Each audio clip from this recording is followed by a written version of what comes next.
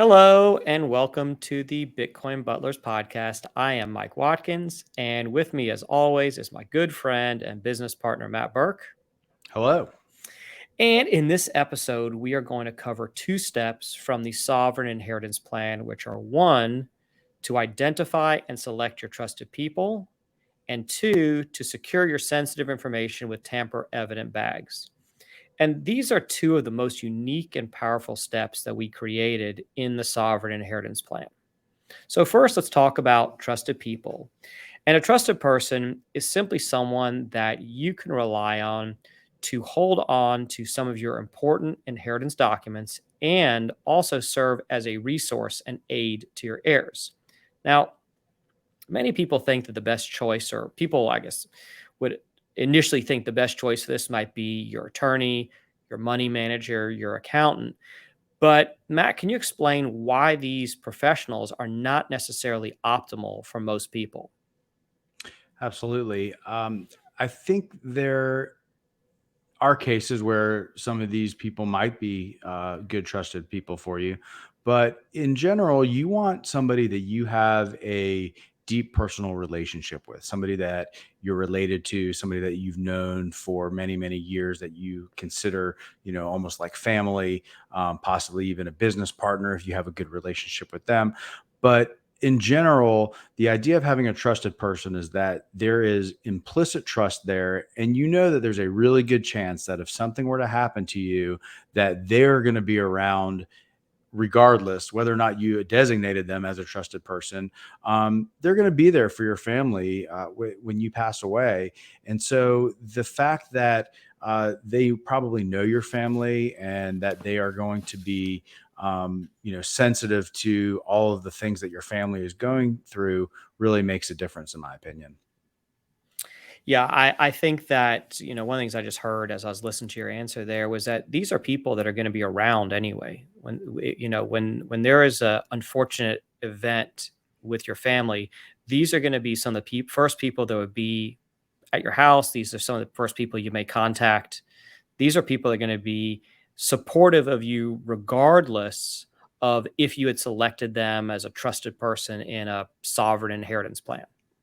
Right. And then the other thing to consider there is that in the world of professional services, whether that's lawyers or CPAs or financial advisors, which were kind of the three you mentioned that would kind of be the most obvious, uh, they're not always going to be there, meaning that, attorneys switch firms all the time, CPAs switch firms all the times, they retire, they pass away, things happen to where unless it's really clear who that person is and where they are, it could be a challenge for your heirs to be able to get in touch with them and get the things that they need when the time comes. Yeah, so I think we should talk about what your trusted people are going to hold for you and why. I think this will tie back into what you're saying. So your trusted people are going to have a number of I'm going to call it your inheritance documents and information. So they're going to have things such as the password to your computer, the password to your password manager, a copy of your will, a copy of a letter to your heirs. And if you're holding Bitcoin, they could even possibly hold one of your keys. So they're going to be holding on to a number of important things. And one of the things I don't like about giving it to what I'm going to call like a trusted professional instead of a trusted person, or a paid professional instead of a trusted person, is that has to be stored somewhere. And one of the things that we recommend when you're picking out your trusted person is to make sure they have a safe. And if they don't have a safe, you actually may have to buy them one because you're storing very important documents with them, and these are not to be kept the same way that you would be protective of where you keep your will and your inheritance documents, which is a safe. They need to do the same. This uh, they can't just take the stuff that you give them. And you're gonna, if you don't mind, put a picture up on the screen of what uh, a Tamper tamper evident evident bag. bag looks like. So you're going to put all these documents, and we'll get to this in a bit, but you're going to put all these documents into an opaque bag with a unique serial number on it that cannot be opened without destroying the bag.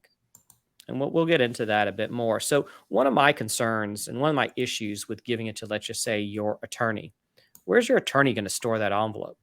If they work in an office, do they have a private safe? They have their own personal safe there. Does the firm have a safe where they can hold on to these things?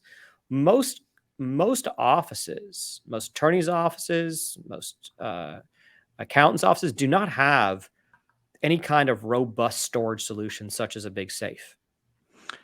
That's right. And the ability for somebody to access those documents goes up the more people that are exposed to it. So if you have an attorney that works for a large firm, and they might keep their office locked, but chances are there are going to be several people within that office that can still get into it if they need to. So I think that's a really good point, that you want to be able to have a really clear sense of where these items are being stored. And we can get into some of that later because there could be some sensitive things in there. There could also there are two issues here. One is just the loss of the items. So wouldn't want to put it with someone where there was a good chance that they may lose it. Now, we want to have redundancy here, so we're never going to just have one trusted person. That's why we have, you find your trusted people. It should be more than one if possible, because we don't want any single point of failure. But we have in my office, we have a giant safe in there that's have to be brought in on a pallet. It probably weighs 400 or 500 pounds. And there are only a few people with access that know the combination to that safe, but that safe is not secure. I mean, it's secure that we can lock things up and outsiders can't get into it, but I would never permit any of my sensitive information to be in there, and we don't store anything for anyone in there. It's meant to store basically devices and other documents that for the company, but Sure. nothing personal. And that's a problem, is that you're gonna give this, let's just say an attorney, you give this tamper evident bag to an attorney. They don't really have a mechanism for this. They don't have a protocol for this. Maybe they put it in a desk drawer. Maybe their office does have a safe of some sort, but how many partners, how many people have access to that safe? So for the most part, it is discouraged unless you don't have any other good options. Sure. And, there are also exceptions, obviously. I mean, you might, for example, my father in law is a CPA. And so, if I wanted to use him as one of my trusted people, and the safest place for him to store things, was in a safe in his office, I would want to really kind of vet that and make sure that I was comfortable with it if that was the right place to keep it. But, it's the type of thing where you're not just going to assume that because they're a professional that it's a safe place for them to be storing things, especially when you're talking about, on the Bitcoin side of things, if you're talking about storing hardware devices or seed phrases or anything like that, which potentially could be stored with your trusted person. Exactly. Now, I think in part of this discussion about your trusted people, I think it's easy for people to say, well, wait a second, you're trying to, you're dealing with Bitcoin and multi-sig storage, and you've got, all these things where you're trying to put this really heavy duty plan in place where you really don't trust anything. How can you have these people who you're going to give this essentially an envelope to, filled with all the sensitive information, where they could access your computer, they could access your phone, they could access your password manager, right? So how can you have these people that you're going to give all of this information to and still have it be secure? So I think, this goes back to one of the key tenets of Bitcoin, which is don't trust, verify. And this is, in some ways, this is an exception to that, because you are creating a point of failure in theory. But you also have to consider that in the context of all of your other options for storing this information. And you also have to go through the process of properly vetting the people, even though you know them and you consider them, family or friends or whatever close personal relationship you have, there are still things that you need to consider when you're putting this trusted person or trusted people in place. And part of that is, number one, setting the expectations with them, but also kind of being aware of what else they have going on in their life that might or might not impact this. And then, the tamper evident bags become a really important part of that, which we'll get into shortly. But that's another way that you kind of keep everybody honest in the process. Mhm. And everyone, whether they realize it or not, have trusted people in their estate planning. And for anyone who has children has trusted people in their estate planning. And the reason for that is that if uh, if God forbid something happened to both parents at the same time, and there's and that is and if something happened to both parents at the same time, and you had a will that was current, meaning a will that addressed the fact that you had children, and a will that was properly drafted that would address the fact of what happens if both parents pass away simultaneously, or even one after the other, you need someone who's going to care for your children. I know my wife and have had the, my wife and I have had this discussion numerous times. We've actually changed our the people who would look after our The guardians. youngest, yeah, guardians. Things have happened in the world over the past couple of years, and there were, and we have like a first place, second place, or first choice, second choice, third choice, right, in our Mhm. will. So everyone has these trusted people, whether they realize it or not, and someone to care for your children is a lot more important to me than someone who's going to like care for passwords to my money, right? There's nothing Right. more important than who's going to look after your kids. Now, one of the reasons we really care about having this really robust inheritance plan in place is so you can pass assets on to your kids, because obviously if you're not here, you want to give them everything you can to help support them in their life for whatever that may be. Some of it may be financial, some of it just putting the right, finding the right home for them if you're not there. Tragedy, of course, but it is something that needs to be considered. So you could actually, say, okay, well, if you have children, who are the people that I've selected to be their guardians? And those are all potential candidates for you. Those are people that you have so much trust in, you're going to, let your children be raised by them. Well, I would also add that could also be whoever you've chosen to be the executor of your estate or the trustee if you have a trust. It's in a lot of ways it's a similar type of responsibility where you're going to be in a position where you are obligated to kind of do the right thing. And if you can't identify somebody that you think is going to do the right thing in that situation, then you have to work to find somebody that can. Yeah, and what's one of the things that we've helped people do is that when people come to us, we can go through a list of possibilities and come up with solutions for them that don't fit this kind of cookie cutter mold. But it's rare that people do not have at least one trusted person, and we can get into, let's talk a bit about the tamper evident bags as we continue this discussion. So, if you don't mind, put the tamper evident bag up on the screen again, Yeah. please. And so we can see that this bag is opaque. You can't see what's in there. And your trusted people aren't really going to know what's in there. And you shouldn't tell them exactly what's in there. You can tell And them by there's the a way, couple. one Good. thing to mention is that we specifically recommend opaque tamper evident bags. There are clear tamper evident bags on the market, and for obvious reasons, those are not recommended for this purpose. Yes, not at all. You don't really want to get into what people are holding in there. It's better for you. It's better for them that they don't know. And one of the reasons we use this tamper evident bag is, well, one, it's tamper evident. You can see if someone got in there or not. And two, it has a unique serial number on it. So if you were to give this bag to someone and they just let's just say they were curious or they had a gambling addiction, whatever it was, for whatever reason, they decided to get in there.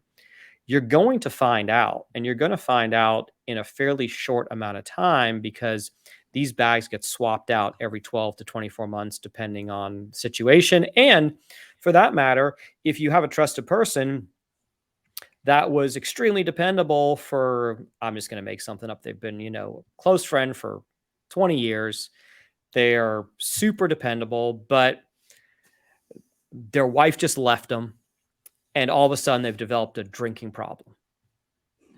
And I actually had a friend like this. I have a friend who's super, super smart guy, and him and his wife are going through a divorce. It was actually during the pandemic, and he just, for a really strong person, he really just lost it. And if he was my trusted person during that time, which he was not, but if he was, I would recognize that here's someone that's having trouble in their life, and they can no longer be one of my trusted people. But regardless, this tamper evident bag is a very, very, very strong deterrent for someone to get in there. No one ever wants to get caught. A Exactly. criminal doesn't want to get caught. No one wants to get caught. Now, a person that's been very close to you, that you would trust enough to, with this material, someone that you've asked to be there for your family, they are extremely unlikely to get in there, especially when the moment you catch them, and you will catch them, and there are lots of ways to catch them, you will catch them, your relationship with them will be forever tarnished. Your trusted relationship with them may be gone forever. You don't know. And so people just, I mean, for the most part, your trusted person is going to take this. They don't know what's in there. They're going to put it in their safe. They can't see into the bag. And they're just helping you out with something. They're just holding on to something for you. Should you pass away, which they're not even thinking is going to happen. And for, tens of years, maybe decades. So Right. there's not a huge drive for them to open it up. Yeah, and I think this goes back to a couple of things that are important points around using these bags to secure the information. One is, I know you love the quote, "Good fences make good neighbors," and this is a great example of that, where it's all you're doing is something that's setting everybody up for success. You're making it so that they have a large disincentive to open up whatever it is you're entrusting them with. So that is a first good thing. The other thing is that, and we talk about this in all of our processes, whether it's our best practices or sovereign inheritance planning, that a key piece of it is your recurring maintenance and making sure that everything stays up to date year to year. And so, every year when you go take a look at your plan and make sure that it's up to date, one of the things that you should do is kind of ask yourself, what may have changed within the life of my trusted person that I need to consider? So, it could still be that the person is completely upstanding and you have no reason to trust them any less than you did a year ago, but their son just graduated college and moved back into the house, and they've got a drug problem. Those types of things, they happen. And so it's a matter of awareness and making sure that as you go through your plan and you keep it up to date, that you're just kind of monitoring what's happening within the lives of those trusted people. And, you're never going to know everything that's going on, and there's never going to be zero risk, but just by kind of keeping your ear to the ground with that stuff, you can prevent a lot of bad things from happening. Yes. And there are other steps that are needed to access your information. So, in that package, in your tamper evident bag, you're going to have a copy of your will. It's not a whole lot of value for someone to read your will. It's not going to, it's not going to make much of a difference here or It's not there. going to If give them the someone, keys to the kingdom if they no, read there's your no key. will. Right. Keys to the kingdom is what we're talking about. Now you are going to have in there, potentially, it depends on each situation is different, but you would potentially have in there the combination to your safe, right? Mm-hmm. So that would mean that trusted person would have to come over to your house and somehow be there alone for enough time unsupervised to get into your safe, right? That's true. And And same goes for, access to your computer, access to your password manager, access to your phone, those types of things. Again, it would have to be um, either it would have to be a, premeditated attack where somebody is really, looking to screw you out of your assets, um, or potentially even have to collaborate with one of your heirs in order to get to that stuff. mm, So you're talking about a pretty serious level of betrayal for somebody to actually be able to do something beyond just opening a bag. yeah, I know that's one of your big things is it really does need to be a pretty serious level of betrayal. But let's be honest, those things do happen and they happen fairly frequently. I don't think they happen a very large percentage of the time, but they do happen. And one of my things is that if you have, let's say you have a sibling that lives out of state, they're a great person to hold this. They're one of the best people to hold it because they're not around to really get into anything. And then when they do come and visit, let's say they come every summer with their family, it's a great time to swap out your bag. So when they get there, they Hmm. give you the old bag, should be sealed, right? And then you can replace that. You can put into a new bag with a new serial number. While they're there, you only need to give the bag to them when they leave. So you can have this person in your house that is going to have plenty of time where they could get into your safe, and that's a way to stop them. But even with that, what damage could they cause if they did open that bag? So your safe is one of the things. Hmm. They would have the password to your computer. That's easy enough to protect against if you're having someone stay at your Sure, if that's house. something you're concerned about, then your siblings coming to town for the week, then you change the password to your computer while they're there. It's not a Right, big deal. right. Um, and it also, I was thinking about this today, uh, regarding your seed words and Hmm. keys. And it made me realize how important multi-sig security is, meaning, having multiple keys, because you don't want to have to store seed words for a single device with your trusted person. There is a way to do it. You get, uh, there are a number of metal devices that you can get that allow you to put a lock on it. And what that means, if you could imagine, you're going to have your words in some kind of steel so they can survive fire and acid and any damage that could possibly come to it. And these words are going to be covered in some way by another piece of steel.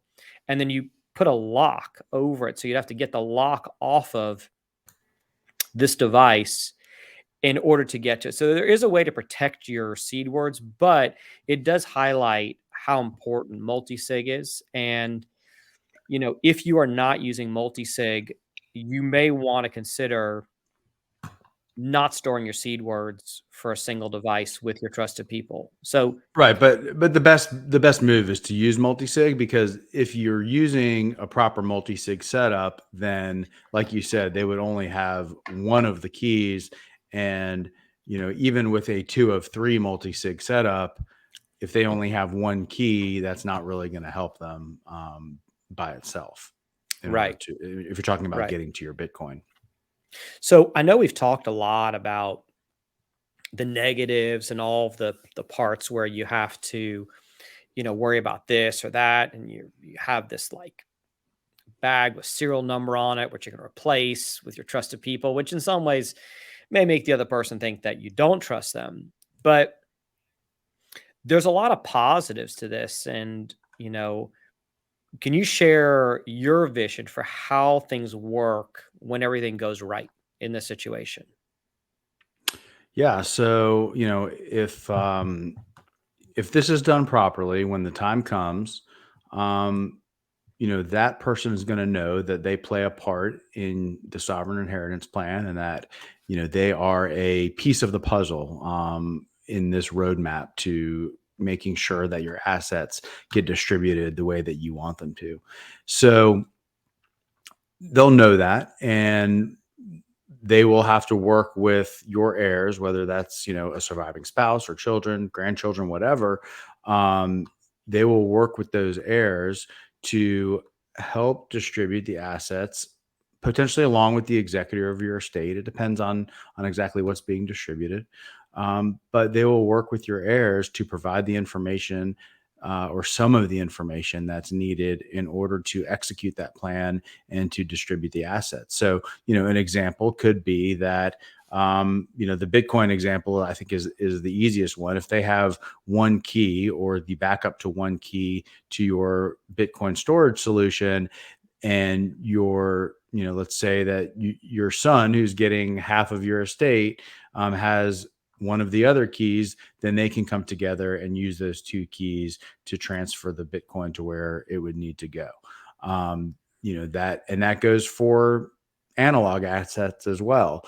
If there are accounts that need to be accessed, there are ways to use a password manager, which is what we'll talk about in another episode. Password managers and multi-factor authentication definitely come into play, and the passwords to that password manager and the ways to access the authenticator are things that might be distributed among different trusted people and different beneficiaries of your assets. So what it does is it actually provides a piece of a bigger picture.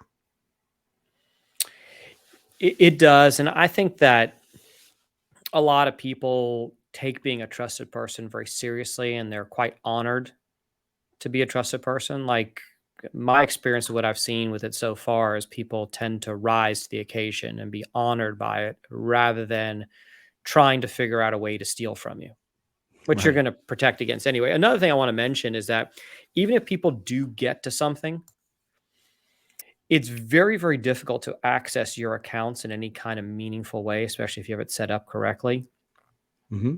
without you being notified in some way. So, if there's a login from a strange location for almost any online account I get an email or some kind of notification that says, "Hey, we just saw an unusual login here. Is this you?" Absolutely. I get them when I log into my own computer from time to So do I. time. If Yeah. right, so I'm sure I got one today when I logged into to a new account on a browser I hadn't used or Mhm. whatever. Yeah, you get those all the time, and that is something that should be set up, because while 99% of the time or more, it's going to be innocuous. You want to be notified in the rare instance that it isn't. Mhm. And also, I think I want to make sure to mention here is that you can use multiple trusted people. In fact, we recommend two, at least two, if you have two people that you can really trust. The reason for it is simple. One person is well, we can't have it. One person is a single point of failure, and that's something we're really trying to avoid in all ways. So, if something were to happen to one of your trusted people, who knows what that may be? Maybe their house burns down, maybe their house gets flooded, a tornado, whatever it may be.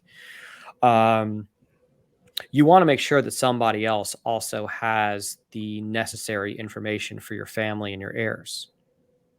That's right. And at the same time, the information that one trusted person has may not be identical to what the other one has.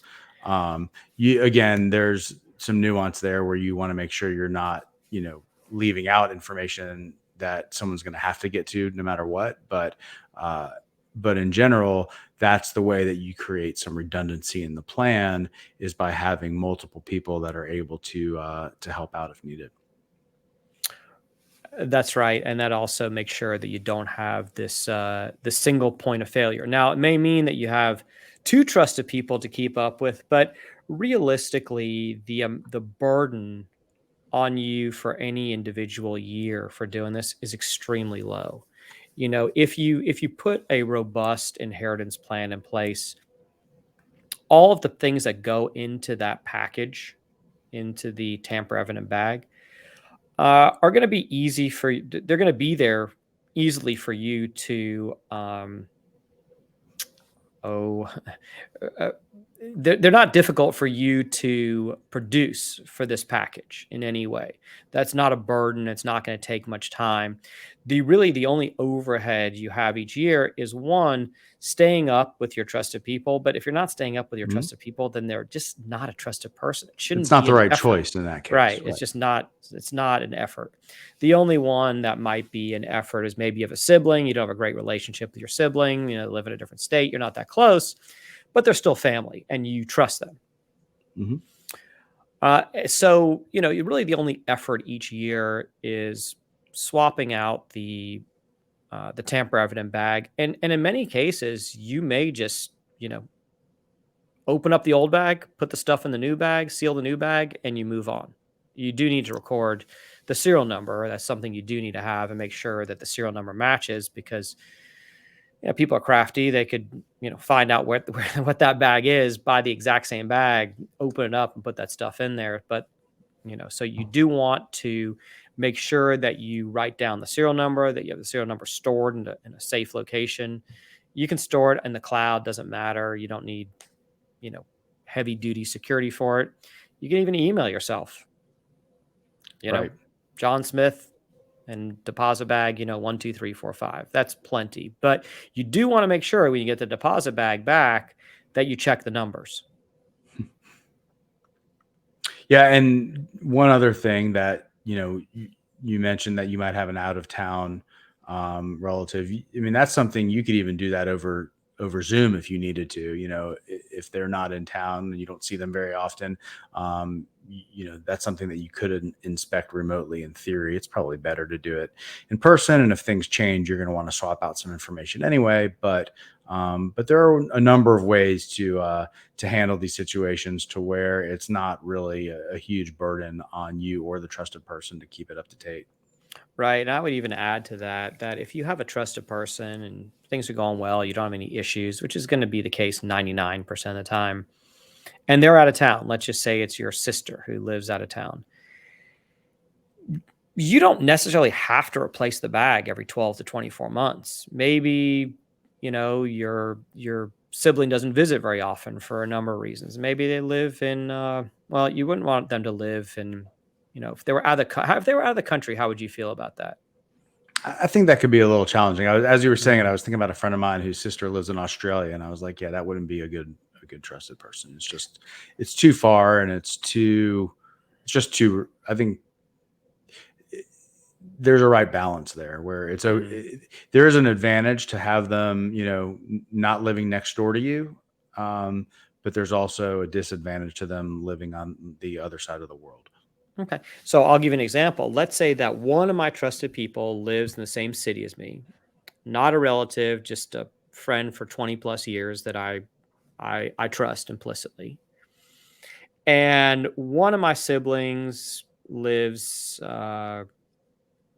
in Australia, and one of my siblings lives in South Africa. I'm thinking of faraway places. Mhm. So you now are using the people who are living far away from you for redundancy purposes, and you're pretty safe from what they can do and what they can get to because they can't get to any of the equipment they need to unlock your financial life, right? But if something does happen, um, they have the backup information that's needed, and you can easily check Right. this on a Zoom call or FaceTime or any number of video services where you can just hold up the bag for a second. Let me just see the serial number. Okay, we're good. Thank you very much. I appreciate it. This is just part of my yearly maintenance.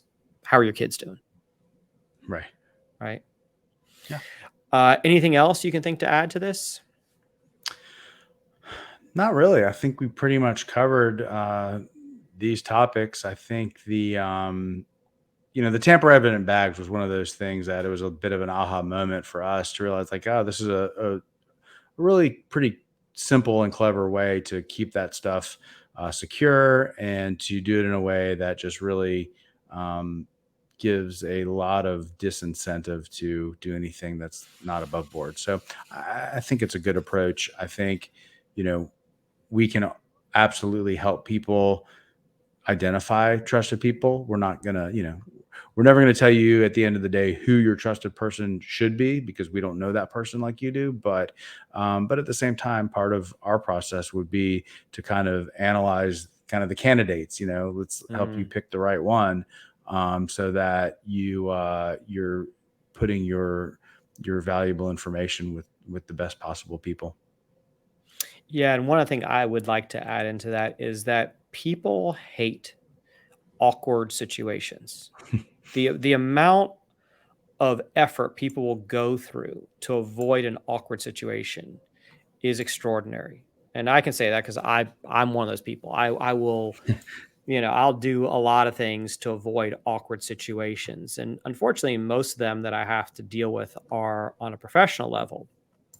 But it would create an extremely awkward and weird situation if you ask someone for your tamper evident bag and they don't have it, which is if they broke into it, they're just gonna say they don't have it. No one's gonna show you a bag that's been They're torn not going to open. walk up to you with a ripped open bag and be No, like, "Here you go." no. Yeah, that's definitely not gonna happen. They I don't know what happened, and you say, "Well, I thought you had it in a safe. Didn't you have a safe there?" "I did. Someone must have got in there. I didn't know." They will not tell you the truth. Almost certainly, they will come up with a reason, of some weird reason of what happened, and it's probably going to be like, "I don't know what happened," because that's something that people use a lot to avoid things, which is "I don't know." Now, so the first part is that people are going to do whatever they can to avoid something awkward. And, I think a lot of people can relate to like being someone's godfather or godmother, right? It's not really necessarily a relative, but I think Mhm. people always kind of feel like have a special, whoever their godson is or goddaughter, they have a special place in their heart. And I would say a lot of that kind of applies here with your trusted person. This is someone that loves you and cares about you and your family. This is someone that This is not an adversary in any way. This is not someone you just met 3 weeks ago. This is someone that has a deep connection, and even if they are not necessarily a trustworthy person, because there are plenty of people, and, we've all had people in our lives that we were friendly with that turned out to not be great people later. Sure. Not many, if you're lucky, but they are there. And also people change for a number of reasons. So, one, people will That's avoid. true. And I think that there are always, situations that are going to be unfortunate where things change in life and weird things happen with relationships. But by and large, you're going to be selecting somebody that, in a almost in a spiritual sense, they're not going to want to n- do anything that would disappoint you after you are gone. Yes, karma too in that. I thought you may have gone there. I hadn't really thought of that before. But look, for the most part, there's a thing in Bitcoin, don't trust, verify. And and that's great, especially when you're dealing with strangers. And that's kind of one of the concepts of Bitcoin is that you could send value to someone on the other side of the world who you've never met before. And you don't have to rely on any kind of third party and you don't have to trust them. There is a way You don't to have to know send anything value. about them. No, be invisible. But when you're dealing with this stuff, it is going to be someone that has a meaningful relationship to you and your family. And so you don't need to freak out that you're sharing this information with people. There is a way that you will catch them. What damage they may do depends on how you do it. And also I would say this because I think this is really, really important that if you are storing any of your digital assets on a single device, and with Bitcoin, we recommend multi-sig only. There's really not much excuse to store any kind of real amount of Bitcoin or substantial amount of Bitcoin if you're not using multi-sig. There are free solutions out there that are very, very easy to use. There are a number of free solutions out there that are easy to use. There are a number of paid solutions out there that give you great customer service, Casa being one of them, Unchained Capital being another one. They both provide really great multi sig solutions. So everyone with Bitcoin really needs to have multi sig. But let's just say you own some altcoins and you have it stored on a ledger or Trezor, a single device. You do not want to store your seed words with a trusted person. Correct. You really don't. I mean, even when we get into those metal plates and where you have it locked up, that is a thing you can do. It'd be certainly better than having a piece of paper or something they could get to, a different steel plate that didn't have a cover on it. You really do not want to store those seed words with anybody. There are some ways around it, and there are some considerations to make for some of those things. For full transparency, I think that the best way to store your altcoins, such as Ethereum, Solana, Cardano, etc., might be to leave it on an exchange. Yeah, And well, that's a different debate that we don't have to have sure, right sure. now. But yeah, I think that again, depending on what we're talking about and the amounts involved, it is a lot trickier to store those in a way that don't put them at risk. Right. And storing your seed words, there are other things you can do. There are ideas where you store half your seed words with one trusted person, you store the other half with another trusted person. Terrible idea.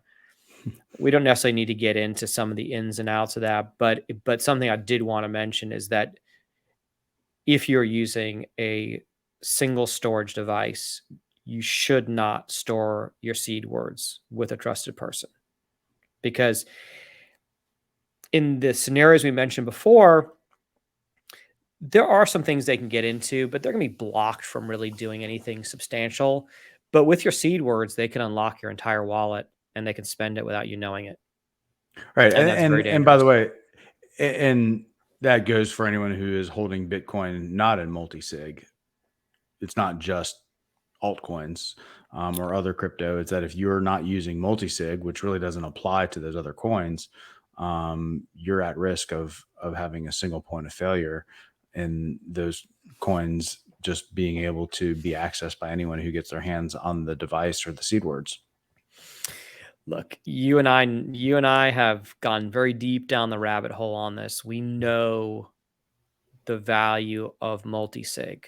I had a personal incident that showed me that. Maybe in another episode we can get into it, but multi-sig is really one of the great features of Bitcoin. And people worry about, what am I going to do? How am I going to store this Bitcoin? They're scared of losing it. Right. And actually, my father-in-law got in touch with me a couple of days ago. He's like, I want to get more Bitcoin and I want your help securing it the right way, because the last time he did it, he had an issue. We were able to recover it. It actually wasn't Bitcoin. It was some weird altcoins that he bought. And we used seed words to recreate a wallet and get them back. But multi-sig is just such a wonderful solution for protecting your Bitcoin that it's negligent, in my opinion, for someone to not use it. And it's extraordinary how many people do not use it. Absolutely. So long description, long answer for the simple idea of do not store your seed words for a single device with your trusted people. That is a recipe for disaster.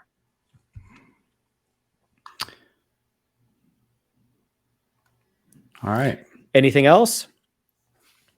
No, I think that pretty much covers it. Great. So can you tell people where they can find us, please? Yeah. So you can find us on our website, btcbutlers.com, on Twitter at btcbutlers. You can email us at info@btcbutlers.com. And our DMs on Twitter are open as well. We would love to help you with your sovereign inheritance plan, as well as implementing any of the other Bitcoin best practices that we've identified. You can find our best practice guide and our sovereign inheritance planning guide are both available on our website. And if you've enjoyed this podcast, we would love you to subscribe, and whether that's on YouTube or whatever podcast platform you're listening to. And if you have any questions, we'd love to help you and we'd love to hear from you. Sounds great, Matt. Thank you so much. Thank you.